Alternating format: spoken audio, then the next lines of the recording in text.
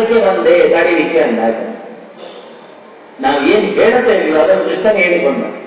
ಶಕ್ತೋ ನಾವಾರಯ ಕೃಷ್ಣ, ಕೃಷ್ಣನಿಗೆ ಸಾಮರ್ಥ್ಯ ಇತ್ತು ಯುದ್ಧ ನಿಲ್ಲಿಸಲಿಕ್ಕೆ. ಆದರೂ ಕೌರವರು ಪಾಂಡವರನ್ನು ಯುದ್ಧ ಆಗದಂತೆ ಮಾಡಲಿಲ್ಲವ, ಅವನೇ ಬೇಕು ಅಂತ ಮಾಡಲಿಲ್ಲ ಅಂತ ಜನ ಹೇಳಿದ್ರೆ ಕೃಷ್ಣ ಹೇಳ್ತಾನೆ, ಹೀಗೆ ಜನ ಹೇಳ್ತಾರೆ ಅಂತ ನಾನು ಬಂದೆ ತಡೀಲಿಕ್ಕೆ ಅಂತ. ಮುಂದೆ ಜನ ಏನ್ ಹೇಳ್ತಾರೆ ಅದನ್ನು ಕೃಷ್ಣನೇ ಹೇಳಿದ್ದ. ಅದಕ್ಕಾಗಿ ಬಂದಿದ್ದು ಹೇಳಿದ್ದ, ನೀನು ಯಾಕೆ ಬಂದೆ ಅಂತ. ಅದಕ್ಕೆ ಕೃಷ್ಣ ಹೇಳಿದ್ದೇ ಇದನ್ನು, ನಾನು ಬಂದದ್ದೇ ಯುದ್ಧ ನಿಲ್ಲಿಸಲಿಕ್ಕೆ ಅಂತ. ನಾಳೆ ಕೃಷ್ಣ ಇದ್ದರೆ ಅವನೊಮ್ಮೆ ಪ್ರಯತ್ನಿಸಿದರೆ ಯುದ್ಧ ಆಗ್ತಿರ್ಲಿಲ್ಲ ಅಂತ ಜನ ಹೇಳೋದಕ್ಕೆ ಬಂದಿದ್ದೇನೆ. ಅದು ಎಂತ ಜನ ಹೇಳ್ತಾನೆ, ಭಾರಿ ಚಂದ ಹೇಳ್ತಾನೆ.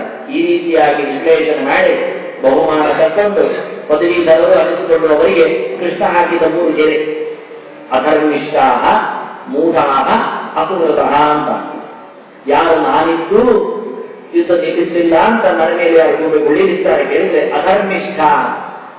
ಧರ್ಮಾತ್ಮರು ಯಾರು ನನ್ನನ್ನು ಬೈಯುವುದಿಲ್ಲ, ತಿಳಿದವರು ಯಾರು ನನ್ನನ್ನು ತೀಟೆಗೆ ಇಳಿಯುವುದಿಲ್ಲ, ಮೂಢ.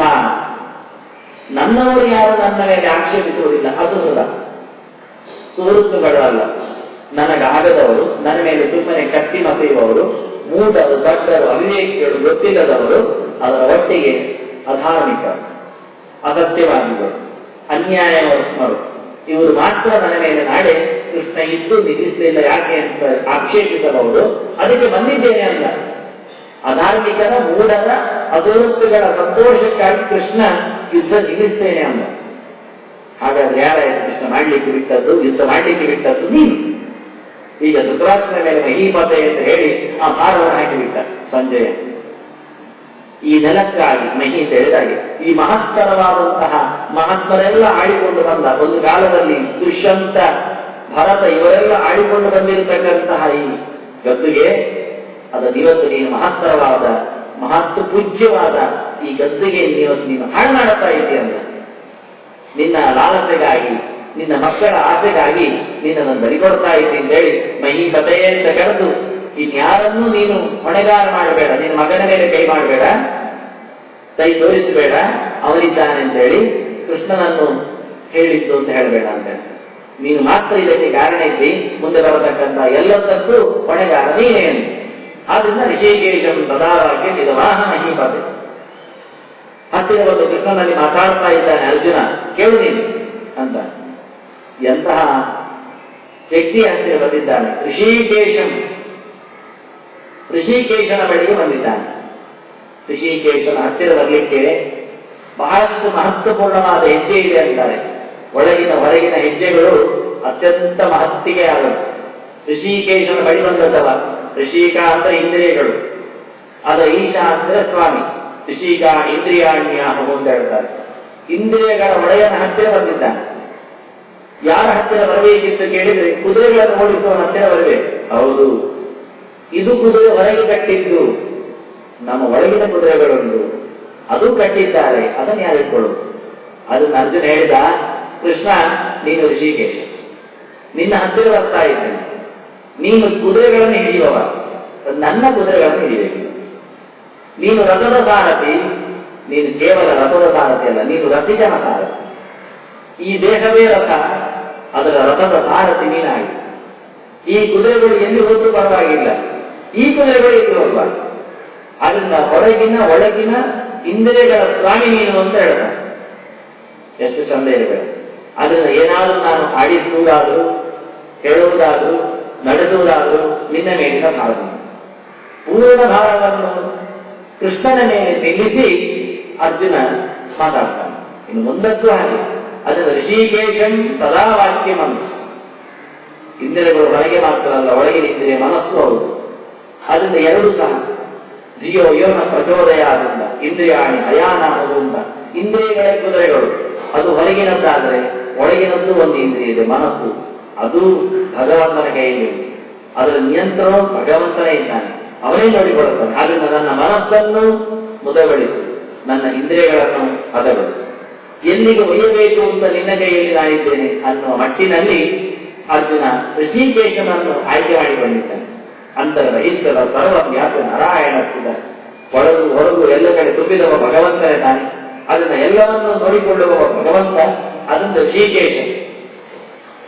ಇವತ್ತಿನ ಮುಂದಿನ ಬೆಳವಣಿಗೆ, ಇರವು, ಅಳಿವು, ಸ್ಥಿತಿ, ಗತಿ, ಆಗು ಹೋಗು ಎಲ್ಲವೂ ದೇವರ ಕೈಯಲ್ಲಿ. ಅದನ್ನ ಋಷಿಕೇಶನನ್ನು ಆಯ್ಕೆ ಮಾಡ್ತಾನೆ. ಋಷಿಕೇಶ ಅಂದ್ರೆ ಅದೊಂದು ಅರ್ಥ, ಆಳಗನ್ನದ ಅರ್ಥ, ಬಹಳ ವಿಚಾರವಾದ ಅರ್ಥ. ಋಷಿ ಅಂದ್ರೆ ಸಂತೋಷ, ಕೃಷ್ಯತೆಯಿಂದ. ಕ ಅಂದ್ರೆ ಕೆಲಸ, ಕರ್ಮ, ಕರೋತಿಯಿಂದ. ಈಶ ಅಂದ್ರೆ ಒಡೆಯ, ಒಡೆತನದಲ್ಲಿ ನಿಂತು ಕೆಲಸ ಮಾಡುವವ, ಆನಂದದಿಂದ ಅಂತ. ನಮಗೆ ಯಾರಿಗೂ ಹಾಕೊಳ್ಳಿಕ್ಕೆ ಆಗದೇ ಇರತಕ್ಕ ಶಬ್ದ. ನಮಗೆ ಯಾವ ಕರ್ಮದ ಒಡೆತನವೂ ಇಲ್ಲ. ಒಡೆತನದ ಆರೋಪ ಇರ್ತದೆ ಕೆಲವೊಮ್ಮೆ, ನಾವು ಅಧಿಕಾರಿಗಳು ಅಂತ ಭ್ರಮೆ ಇರ್ತದೆ, ಅದು ನಾವು ಸೋಲ್ತೇವೆ. ಅಷ್ಟೇ ಅಲ್ಲದೆ ಅಷ್ಟು ಮಾಡಿಕೊಂಡು ನಾವು ಭ್ರಮೆಯಿಂದಾಗಲಿ ಕೆಲಸ ಮಾಡಿದ್ರು ಸೋಲ್ತೇವೆ. ಯಾರಿಗೂ ಕೆಲಸ ಮಾಡಿ ಖುಷಿಯಾಯಿತು ಅಂತ ಇಲ್ಲ. ಖುಷಿಯಾಗಿ ಕೆಲಸ ಮಾಡ್ತಾರೆ, ಆದ್ರೆ ಖುಷಿಯಾಗುವುದಿಲ್ಲ. ಊಟವೂ ಒಂದು ಕೆಲಸವೇ, ಭಾರಿ ಖುಷಿ ಆಗತ್ತೆ ಅಂದ್ರೆ ಇಲ್ಲ. ಊಟ ಮಾಡುವಾಗಲೂ ದುಃಖ ಆಗುತ್ತೆ, ಊಟ ಮಾಡಿದ ನಂತರ ದುಃಖ ಆಗುತ್ತೆ. ಅದನ್ನು ಸುಖವೇ ಆಗುವುದಾಗಿದ್ರೆ ನಾವು ನಾಳೆ ಊಟ ಮಾಡ್ತಿದ್ವಿ.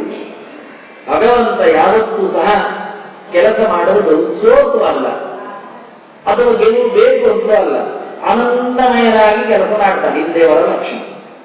ಅದನ್ನ ಕ್ರೀಡೆಯ ಅಂತಾರೆ. ಬಹಳ ಖುಷಿ ಪಟ್ಟು ಸಂತೋಷದ ಮೊದಲಿಗೆ ಕ್ರೀಡೆಯ ಋಷ್ಯತಿ ಇತ್ಯರ್ಥಂ ಈಶಸ್ತನ್ ಸೃಷ್ಟಿರೂಪಯ ಶ್ರೀ ಕೇಶಸ್ತಮೀಶಸ್ಯ ಅಂತ 5 ಸುತ್ತಿನ ಸಮೀಪೆ ಬಹಳ ಸುಂದರವಾಗಿ ಕೃಷ್ಣನ ಋಷಿಕೇಶತ್ವವನ್ನು ಸಾಧ್ಯ. ಯಾರು ಸಂತೋಷಪಟ್ಟು ಕರ್ಮ ಮಾಡುತ್ತಾನೋ, ಮಾಡಿದ ಕರ್ಮಕ್ಕೆ ಮೊದಲು ಒಡೆಯನಾಗಿದ್ದು ಮತ್ತೆ ಒಡೆಯನಾಗಿಯೇ ಉಳಿತಾನೋ ಅವನು ಋಷಿಕೇಶ. ಭಗವಂತನ ಸೃಷ್ಟಿ ಎನ್ನುವುದು ಅದು ಆನಂದಾತ್ಮಕವಾದದ್ದು, ಎಲ್ಲಿಯೂ ಆಯಾಸ ಇಲ್ಲ. ನಾವು ಸಣ್ಣ ದೃಷ್ಟಾಂತ ನೋಡಿಕೊಳ್ಳುವುದಾದ್ರೆ, ದೊಡ್ಡ ಕುಂಬಾರ ಮಣ್ಣಿನಿಂದ ಮಡಿಕೆ ಮಾಡುವವ, ಅವು ಒಂದು ಮಡಿಕೆ ತಯಾರು ಮಾಡ್ತಾನೆ. ಎಷ್ಟು ಕಷ್ಟಪಡ್ತಾನೆ, ಎಷ್ಟು ಒದ್ದಾಡುತ್ತಾನೆ, ಮೈಯಲ್ಲಿ ಬೆವರಿಡಿಸ್ತಾನೆ, ಕೈಯಲ್ಲಿ ಕೆಸರು ಮಾಡುತ್ತಾನೆ, ಕೆಲಸಕ್ಕಾಗಿ ಕೊಸರಾಡ್ತಾನೆ, ಒದ್ದಾಡುತ್ತಾನೆ. ಆದ ನಂತರವೂ ಅದರ ಒಡೆತನ ಇಲ್ಲ. ಯಾಕೆಂದ್ರೆ ಕುಂಬಾರನಿಗೆ ವರ್ಷ, ದೊಡ್ಡನಿಗೆ ನಿಮಿಷ, ಅದು ಖಾಲಿ ಆಗುತ್ತೆ. ಅಷ್ಟು ತಾನೇ ಅಲ್ಲ, ಅದು ಎಲ್ಲಿ ಮಾರಾಟ ಆಗುತ್ತೆ ಗೊತ್ತಿಲ್ಲ, ಯಾವಾಗ ದುಡ್ಡು ಬರ್ತದೆ ಗೊತ್ತಿಲ್ಲ. ತಗೊಂಡೋಗಿ 100 ಹಾಕಿದ್ರೆ 25 ಒಳಗೂ ಬರ್ತದೆ. ಮತ್ತೆ ಇಷ್ಟು ಮಾಡಲಿಲ್ಲ, ಅಷ್ಟು ಮಾರಿಯೂ ಮತ್ತೆ ಅದನ್ನು ತನ್ನಲ್ಲಿ ತಂದು ಅಷ್ಟು ಚೆನ್ನಾಗಿ ಹೊಟ್ಟೆ ತುಂಬ ಉಣ್ತೇನೆ ಅನ್ನತಕ್ಕ ಭರವಸೆ ನನಗಿಲ್ಲ. ಮತ್ತು ಒದ್ದಾಡ್ತಾನೆ, ಮತ್ತು ಕೊಸರಾಡ್ತಾನೆ. ಕೈ ಕೆಸರಾದ್ರೆ ಹೇಳಿದ್ರೆ ಏನಿಲ್ಲ, ಅಷ್ಟೇ ಕೆಸರು ಮಾತ್ರ. ಹಾಗೆ ಭಗವಂತನಲ್ಲಿ ಸೃಷ್ಟಿಯ ವಿಧಾನದಲ್ಲಿ ಕೆಸರಿಲ್ಲ, ಕೊಸರಾಟ ಇಲ್ಲ, ಹೆಸರು ಮಾಡಬೇಕು ಅನ್ನತಕ್ಕಂಥ ಹಂಬಲ ಇಲ್ಲ. ಎಲ್ಲಿಯೂ ಮಾರಿ ಹೋಗದೇ ಇದ್ದಾಗ ಅಥವಾ ಸೃಷ್ಟಿ ಏನಾದರೂ ಹೆಚ್ಚು ಕಡಿಮೆ ಆದರೆ ಅನ್ನತಕ್ಕ ಯೋಚನೆ ಇಲ್ಲ. ಯಾವುದೇ ಬಗೆಯ ಗಲಾಟೆ ಇಲ್ಲದೆ, ಗಡಿಬಿಡಿ ಇಲ್ಲದೆ, ಮನಸ್ಥಿತಿಯಲ್ಲಿ ಅಸಮಾಧಾನ ಬಾರದೆ, ಅನಾರೋಗ್ಯಕ್ಕೆ ಬೀಳದೆ ಆನಂದವಾಗಿ ಸೃಷ್ಟಿಯನ್ನು ನೋಡ್ತಾನೆ, ಲಯವನ್ನು ನಡೆಸ್ತಾನೆ, ಸ್ಥಿತಿಗತಿಯನ್ನು ಮಾಡ್ತಾನೆ. ಇದು ಭಗವಂತ. ಇದಕ್ಕೆ ಋಷಿಕೇಶ. ಇದನ್ನು ಗುರುತಿಸಿಯೇ ಅರ್ಜುನ ಹೇಳಿದ, ಯುದ್ಧ, ದೊಡ್ಡ ಕದನದ ಕಲಿಗಳು, ಅದರ ಎಡೆಯಲ್ಲಿ ನಿಂತಹ ಧೀರ ಆವೇಶ ಪಟುಗಳು, ಗುರುಗಳು, ಅಜ್ಜಂತಿರು ಇವರೆಲ್ಲ. ಆದರೂ ಅರ್ಜುನನಿಗೆ ಇಲ್ಲ, ಯಾವುದೇ ರೀತಿಯ ಹೃದಯ ಬಡಿತದಲ್ಲಿ ವ್ಯತ್ಯಾಸ ಇಲ್ಲ, ಮನದಂಗಣದಲ್ಲಿ ಏನೋ ಏರುಪೇರು ಇಲ್ಲ, ಕೈ ಕಾಲುಗಳಲ್ಲಿ ಯಾವುದೋ ಬಗೆಯ ನಿತ್ರಾಣ ಇಲ್ಲ. ಹಾಗಾಗಿ ಋಷಿಕೇಶನ ಹತ್ರ ಮೊದಲು ಹೇಳಿಕೊಂಡ, ಋಷಿಕೇಶ ಎಲ್ಲವನ್ನು ನೋಡಿಕೊಳ್ಳುವವ ನೀನು, ಈ ಯುದ್ಧದ ಸೃಷ್ಟಿಯೂ ನೀನಿಲ್ಲ, ಮುಂದೆ ಇದರ ಲಯವೂ ನೀನೆ, ಇದರ ಸ್ಥಿತಿಗತಿಯೂ ನಿನ್ನ ಕೈಯಿದೆ. ಅದನ್ನ ಋಷಿಕೇಶಂ ಸದಾವಾಕ್ಯಂ ಇದಮಾಹ. ಎಂತಹ ಒಂದು ಮನಸ್ಥಿತಿಯಲ್ಲಿ ಅರ್ಜುನನಿಗೆ ಬಂದಿರತಕ್ಕ ಭಾವವನ್ನು ಸಂಜೆಯ ಸೂಕ್ಷ್ಮವಾಗಿ ತೋರಿಸಿಕೊಟ್ಟು, ಋಷಿಕೇಶನ ಬಳಿಗೆ ಬಂದಿದ್ದಾನೆ, ಇನ್ನು ಕೇಳಬೇಡ ಅನ್ನ. ಧೃತರಾಷ್ಟ್ರ ಏನಾಯಿತು ಅಂತ, ಯಾಕೆ ಋಷಿಕೇಶನ ಕೈಯಲ್ಲಿ ಸಿಕ್ಕಿದ್ದಾನೆ ಅರ್ಜುನ, ಅವನ ನೋಡಿಕೊಂಡಿದ್ದಾನೆ. ಇನ್ನು ಅವನ ಕೆಲಸದಲ್ಲಿಯೂ ಆನಂದವೇ. ಯಾರು ಭಗವಂತನ ಕೆಲಸದಲ್ಲಿ ಆನಂದವನ್ನು ನೋಡ್ತಾನೆ, ಅಂತಹ ಭಗವಂತನ ಎಲ್ಲ ಕೆಲಸದಲ್ಲಿ ಇದ್ದಾನೆ ಅಂತ ತಾನು ನೋಡಿಕೊಳ್ತಾನೆ. ಅವನು ತನ್ನ ಕೆಲಸದಲ್ಲಿ ಭಗವಂತನ ಕೆಲಸವನ್ನು ನೋಡಿಕೊಂಡವ ಆನಂದವಾಗಿ ಇರ್ತಾನೆ. ಕಷ್ಟ ಆಯ್ತು ಸ್ವಲ್ಪ, ಅದನ್ನೊಂದು ಹೇಳ್ತಾರೆ, ಸಂಯುಕ್ತ ಕೃಷ್ಣ ಕರ್ಮಕೃತದ್ದು ಕರ್ಮಣ್ಯ ಕರ್ಮ ಪಶ್ಯ ನಗರ್ಮಣಿಜ ಕರ್ಮಯ ಸ ಬುದ್ಧಿಮಾನ ಮನುಷ್ಯೇಶು ಸಂಯುಕ್ತ ಕೃಷ್ಣ ಕರ್ಮಕೃತ. ದೇವರ ಕೆಲಸವನ್ನು ಚೆನ್ನಾಗಿ ತನ್ನ ಕೆಲಸದಲ್ಲಿ ಸೇರಿಸಿಕೊಂಡು, ತನ್ನ ಕೆಲಸ ಪೂರ್ತಿ ದೇವರ ಕೆಲಸ ಅಂತ ಮಾಡಿಕೊಂಡು ಮಾಡುವ ಕೆಲಸದಲ್ಲಿ ಭಗವಂತನ ಪ್ರಜ್ಞೆಯನ್ನು ಜಾಗೃತಗೊಳಿಸಿದವ ಎಲ್ಲ ಮಾಡಿದ ಹಾಗೆ, ಎಲ್ಲ ಮಾಡಿದ ಹಾಗೂ ಅಲ್ಲ. ವಿಚಿತ್ರ ಶ್ಲೋಕ ನೋಡುವ ಹಾಗೆ ಇಲ್ಲಿ ಋಷಿಕೇಶ ಅಂದ್ರೆ ಸಂತೋಷದಿಂದ ಕೆಲಸ ಮಾಡತಕ್ಕ ಭಗವಂತನನ್ನೇ ನನ್ನ ಕೆಲಸದ ಸ್ವಾಮಿ ಅಂತ ಸಂತೋಷದಿಂದ ಒಪ್ಪಿದ್ದಾನೆ ಅಷ್ಟೇ. ಇಷ್ಟು ಸಾಕು. ಇಂತಹ ಭಗವಂತನ ಹತ್ತಿರದಲ್ಲಿ ಅರ್ಜುನ ನಿಂತು ಹೇಳಿದ, ಸೇನೆಯವರು ಗೈರವರ ಮಧ್ಯೆ ರಥಂ ಸ್ಥಾಪಯ. ಇದನ್ನು ಅಂತ ಆಯ್ತು. ಇದು ಹೇಳಿದ. ಏನ್ ಹೇಳಿದ? ಸೇನೆಯವರು ಗೈರವರ ಮಧ್ಯೆ ರಥಂ ಸ್ಥಾಪಯ. ಮೇ ಅಚ್ಯುತ, ಅದು ಮೇ ಎನ್ನುವುದು ಆಚೆ ಹೋಗಿ ಈಚೆ ಹೋಗಿ. ಮೇ ರಥಂ ಸ್ಥಾಪಯ, ಮೇ ಅಚ್ಯುತ, ನನ್ನ ಅಚ್ಯುತನೇ ಅಂತಾನೆ. ನನ್ನ ಗುರುವೇ ಅಂತ ಕರೀತಾನೆ, ನನ್ನ ಸ್ವಾಮಿಯೇ ಅಂತ ಕರೆದು ಹೇಳ್ತಾನೆ. ಮೊದಲ ಬಾರಿಗೆ ಅರ್ಜುನ ಕರೆದ ದಿವ್ಯ ನಾಮ ಇದು. ನಾವೆಲ್ಲ ಆದ ನಂತರ ಬರೀಗೆ ಹೆಚ್ಚು ಕಡಿಮೆ ಆಗಿದ್ದರೆ ಅಂತ ಹೇಳಿಕೊಂಡು ಗಡಿಬಿಡಿಯಲ್ಲಿ ನಾಮತ್ರಯ ಮಂಗರಿಷಿ ಅಂತ ಹೇಳಿ ಪೂರ್ಣನಾಮ ಹಾಕ್ತೇವೆ ಅಂತ ಹೇಳ್ತೇವೆ. ಅದನ್ನು ಗಡಿಬಿಡಿಯಲ್ಲಿ ಹೇಳ್ತೇವೆ. ಅಚ್ಯುತಾಯ ನಮಃ, ಅನಂತಾಯ ನಮಃ, ಗೋವಿಂದಾಯ ನಮಃ. ಇಷ್ಟು ಸ್ಪಷ್ಟ ಇರೋದಿಲ್ಲ. ಎಂದೇಳಿ ನಮಗೆ ಗೊತ್ತಿರೋರಿಗೆ ದೇವರಿಗೆ ಗೊತ್ತಾಗುತ್ತೆ. ದೇವರಿಗೆ ಅಭ್ಯಾಸ ಬರೋದ್ರಿಂದ ಊಹಿಸಬೇಕು ಅಷ್ಟೇ. ಇದು ಇರಬೇಕು ಅಂತ ಅದರ ಭಗವಂತನೇ ಒಳಗೆ ನಿಂತು ಮಾತಾಡಿಸುವುದರಿಂದ ಗೊತ್ತಿದೆ. ಹಾಗೆ ಇವೆಲ್ಲ ಸ್ಪಷ್ಟವಾಗಿ ಹೇಳ್ತಾನೆ. ಎಲ್ಲರೂ ಜಗಳ ಮನೆಯಲ್ಲಿ ಕೆಲಸದ ನಂತರದಲ್ಲಿ ಕೃಷ್ಣಾರ್ಪಣದ ಆಚೆಗೆ ಎಲ್ಲಿ ಆ ಯೋಚನೆ ಬಂದ್ರೆ ನಾಮಪ್ರಯೋಜನ ಮಾಡಿದ್ರೆ ಇನ್ನು ಮೊದಲಿಗೆ ಇನ್ನಿರು ನಾವು ಕೇಳಬೇಕಾದ್ದೇನಿಲ್ಲ. ದೇವರೇ, ನಾನು ಮಾಡಿದ್ದರಲ್ಲಿ ಏನಾದರೂ ಹೆಚ್ಚು ಕಡಿಮೆ ಆದರೆ ಅದು ಕೊರತೆ ಅಂತ ಮಾಡಿಕೊಳ್ಳದೆ ನೀನು ಅಚ್ಯುತನಾಗಿ ಅದನ್ನು ಪೂರ್ಣಗೊಳಿಸುವಂತ ನಾವು ಕೊನೆಯಲ್ಲಿ ಪ್ರಾರ್ಥನೆ ಮಾಡಿದ್ರೆ ಅರ್ಜುನ ಮೊದಲೇ ಹೇಳ್ಬಿಟ್ಟ, ಅಚ್ಯುತ ನನ್ನ ರಥವನ್ನು ಎರಡು ಸೇನೆಯ ನಡುವೆ ನಿಲ್ಲಿಸುವಂತ ಕರೆದೇ ಬಿಟ್ಟ.